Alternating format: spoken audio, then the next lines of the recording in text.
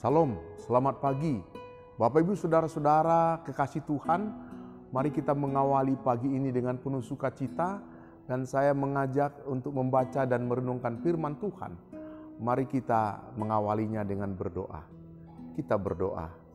Pujian dan syukur kami naikkan kepada Engkau, Allah pemegang kehidupan, Allah yang senantiasa menyertai kami. Urapi hati dan pikiran kami ketika kami hendak membaca dan merenungkan firman-Mu. Roh Kudus yang menolong dan memimpin kami. Di dalam nama Tuhan Yesus Kristus kami berdoa. Amin. Bapak Ibu Saudara-saudara yang dikasihi oleh Tuhan Yesus Kristus, ayat firman Tuhan yang menjadi bacaan kita di dalam renungan pagi hari ini terdapat di dalam Kisah Para Rasul pasal 2 ayat 41 sampai ayat yang ke-47. Dan ayat yang menjadi sorotan renungan kita pada ayat yang ke-46, firman Tuhan yang berbunyi demikian. Dengan bertekun dan dengan sehati mereka berkumpul tiap-tiap hari dalam bait Allah. Mereka memecahkan roti di rumah masing-masing secara bergilir dan makan bersama-sama dengan gembira dan dengan tulus hati. Dari bacaan ini saya mau mengambil tema Kristus mengubah kehidupan jemaat.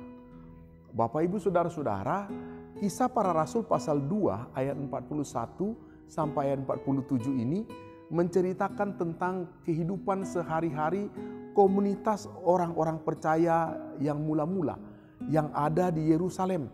Setelah mereka menerima penggenapan janji Yesus akan kuasa Roh Kudus yang dicurahkan melalui peristiwa Pantekosta dalam Kisah Para Rasul pasal 2. Pada waktu itu Rasul Paulus memberikan khotbah penginjilan Kristen yang pertama. Dan dari khotbah itu tanggapan umat sangat luar biasa. Ada 3.000 orang bertobat.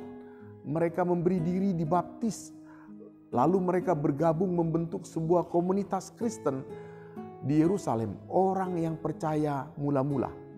Lalu Kisah Para Rasul pasal 2 41 sampai 47 ini juga menceritakan bagaimana kehidupan perilaku orang-orang percaya yang mula-mula.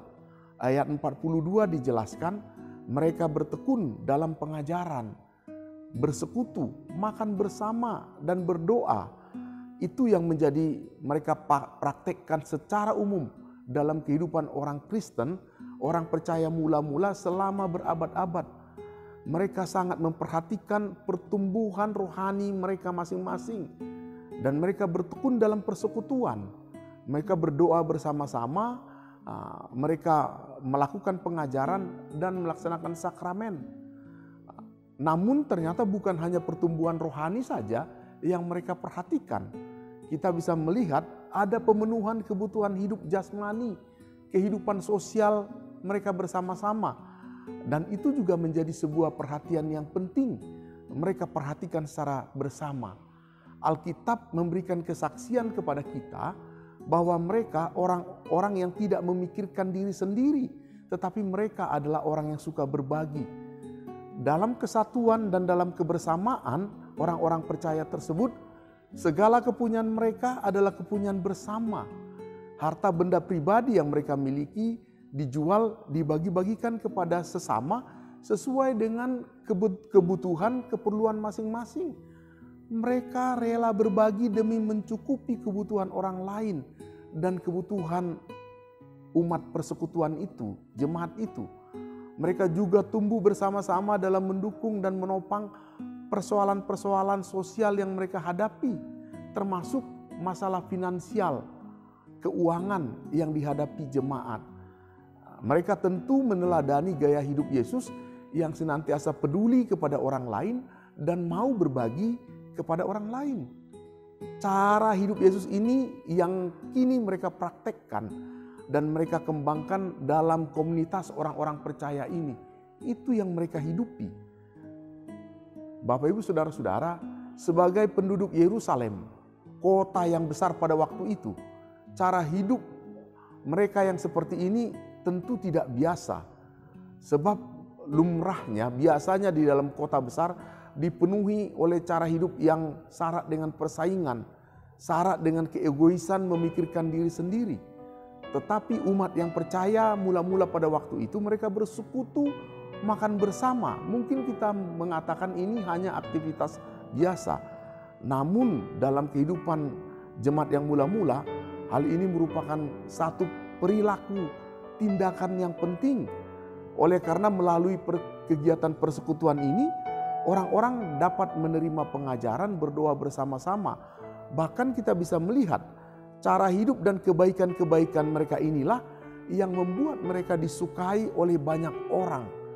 Dan melalui kebaikan-kebaikan mereka itu jugalah mereka menjadi saksi Kristus bagi orang-orang lain. Sehingga semakin banyak orang-orang tergerak untuk dibaptis, percaya dan menjadi anggota persekutuan di dalam jemaat Tuhan. Atau dengan kata lain, tiap-tiap hari Tuhan menambah jumlah mereka dengan orang-orang yang baru yang diselamatkan. Bapak Ibu Saudara-saudara, apa hikmat Tuhan yang bisa kita ambil dari kumpulan orang-orang percaya yang mula-mula ini? Yaitu kita harus menjadi komunitas orang percaya yang bersekutu, peduli dan mau berbagi. Karena sifat seperti itu adalah karunia Roh Kudus. Sekaligus karya yang harus kita lakukan mengikuti jejak pelayanan Tuhan Yesus yang sudah bangkit itu. Bapak Ibu Saudara-saudara, dalam kehidupan kita masa sekarang ini, berbagi, memberi kepada orang lain tentu menjadi sebuah tindakan yang langka. Tuntutan hidup, biaya hidup yang kita rasakan sekarang semakin sulit, biasanya menjadi alasan bagi kita untuk tidak mau berbagi. Tetapi kalau kita melihat dan berkaca kepada pengalaman jemaat yang mula-mula, seharusnya kita melihat kesulitan dan keadaan hidup zaman sekarang itu bukan sebagai kendala yang menghambat, namun sebagai peluang yang membakar semangat kita untuk menyaksikan kasih Kristus, yaitu mau berbagi kepada sesama. Oleh sebab itu, melalui renungan pagi hari ini, marilah kita menghayati cara hidup kita pribadi dan persekutuan dengan peduli dan mau berbagi sebagai karunia Roh Kudus yang memberikan kesempatan kepada kita untuk melakukan karya Kristus di tengah-tengah dunia ini. Demikian firman Tuhan. Terpujilah Kristus, mari kita berdoa. Mampukan kami mempraktekkan cara hidup orang-orang percaya mula-mula yang mau saling berbagi, memperhatikan, mempedulikan orang lain. Di tengah-tengah semua kesulitan, biarlah kiranya kami menjadi pribadi yang Tuhan bentuk, memberikan kesaksian kepada banyak orang. Di dalam nama Tuhan Yesus Kristus kami berdoa. Amin.